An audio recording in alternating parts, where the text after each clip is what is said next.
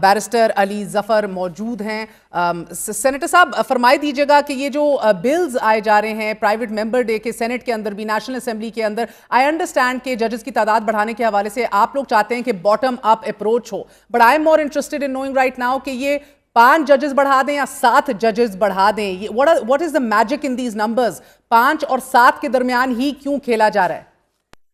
पहले इन्होंने कोशिश ये की थी कि वो उसमें जो चीफ जस्टिस साहब का टेन्योर है उसमें इंक्रीज कर दें, टाइम 3 साल बढ़ा दें। फिर उन्होंने कोशिश की जजेस की अपॉइंटमेंट में तब्दीली कर दें, लेकिन जब वो दोनों नाकाम रहे क्योंकि उनके पास नंबर्स नहीं थे, तो उन्होंने फिर सोचा कि हम किस तरह कंट्रोल कर सकते हैं सुप्रीम कोर्ट को, हम किस तरह जो फैसले आने वाले हैं या केसेस चलने वाले हैं उनमें फैसले अपने हक में कर सकते हैं, और जो कुछ फैसले पहले आए हैं उनको किस तरह तब्दील किया जा सकता है।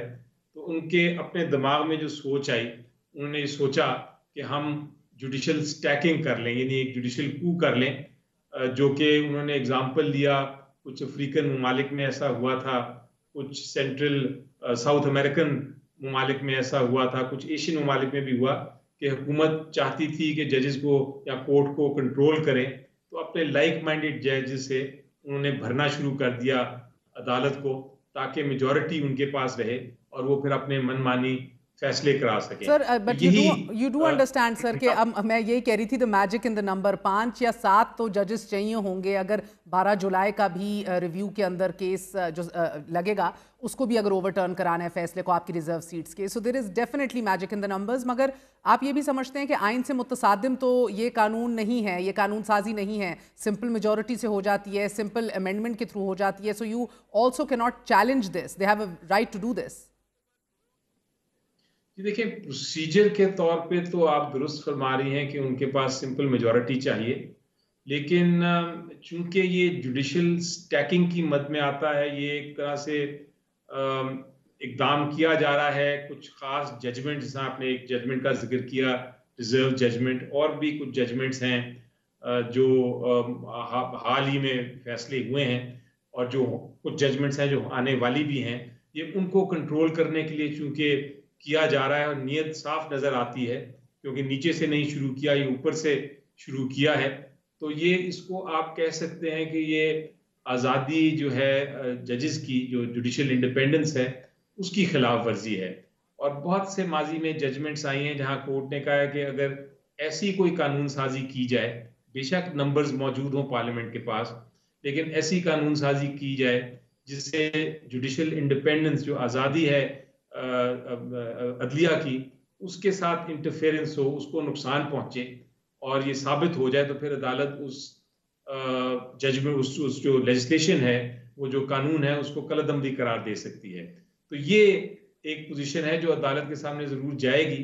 हम मौक़िफ़ लेके जाएंगे कि जनाब अगर वाकई डिले को रोकना था तो फिर नीचे से शुरू करते। हम देख रहे हैं कि मिलिट्री कोर्ट से फरार हासिल करने की कोशिश कर रहे हैं इमरान खान साहब कि उनका केस मिलिट्री कोर्ट्स में ना लगे। इस्लामाबाद हाई कोर्ट में भी दरख्वास्त डाली है। All fingers seem to be pointing in that direction inevitably sir. देखें, जहां तक मिलिट्री कोर्ट्स का ताल्लुक है, मेरी नज़र में अगर आप कानून का सिंपल जवाब लें मेरे से, तो कानून के तहत, तो कानून के मुताबिक तो कोई किसी किस्म का कार्रवाई एक सिविलियन के खिलाफ आर्मी एक्ट में, आर्मी कोर्ट में नहीं हो सकती।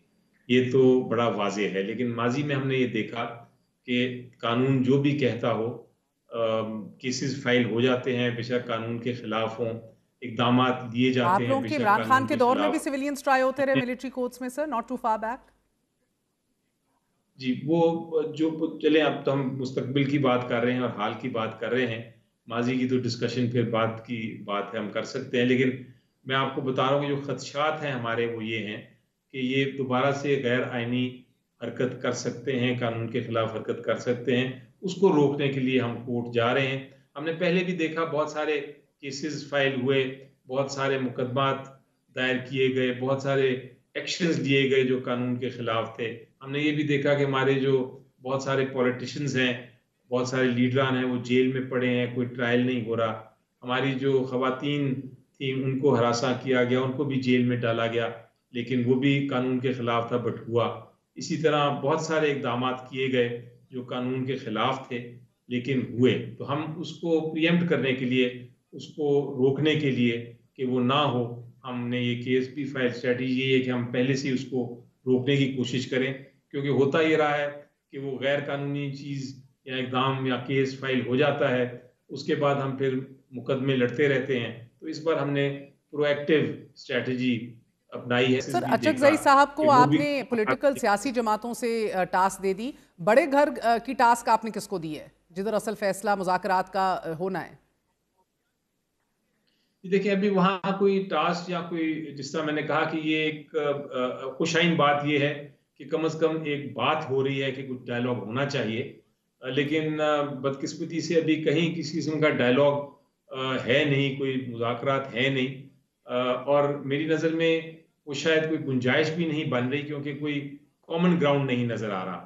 सिर्फ एक कॉमन ग्राउंड मुझे ख्याल आता है कि हो सकता है इस सारे मामले को हल करने का, और वो ये है कि हम सारे एग्री कर लें, सियासी जमातें भी, हम लोग भी, एस्टेब्लिशमेंट भी, जो स्टेक होल्डर्स हैं इस मुल्क में, वो फैसला कर लें कि दोबारा से इलेक्शन करा लेते हैं और साफ शफाफ इलेक्शन एक नई इलेक्शन कमीशन के तहत करा लेते हैं। तो शायद ये एक वे फॉरवर्ड हो, लेकिन वो अभी तक मुझे किसी किस्म की वो कॉमन ग्राउंड नहीं नजर आ रही। मेरी शायद ख्वाहिश ही है, नहीं, आपकी लेकिन नज़र बहुत बेहतरीन है सर, आपको नहीं नज़र आ रहा क्योंकि है नहीं ऐसा कुछ। मगर इस्लामाबाद में तो आप लोगों को जलसा करने के हवाले से भी इजाज़त के ऊपर मज़ीद कानून साजी हो रही है, और अभी ये बात की गई है स्टैंडिंग कमेटी में, इस्लामाबाद में इजाज़त के बगैर जलसा करने या शिरकत पर भी 3 साल कैद हो सकती है। ये बिल सेनेट कमेटी से मंजूर हो गया है, यानी कि बगैर इजाज़त 3 साल कैद भी है, बगैर हुकूमत के इजाज़त लिए। तो अब आपका एक और जलसा जो अभी होना है अब चंद दिनों के अंदर, उस हवाले से भी बहुत सी क्यास आराइयाँ हैं। जी बिल्कुल, ये इनफैक्ट आया था, कल ही आया है ये बिल सेनेट में, और आज ही सेनेट कमेटी ने उसको मंजूर कर लिया है। और बड़ा इंटरेस्टिंग बात यह है कि ये भी बिल पीटीआई स्पेसिफिक है। हुकूमत का ये कहना था कि हमें कोई खौफ नहीं है, करें जलसे, आपके पास लोग ही नहीं आएंगे।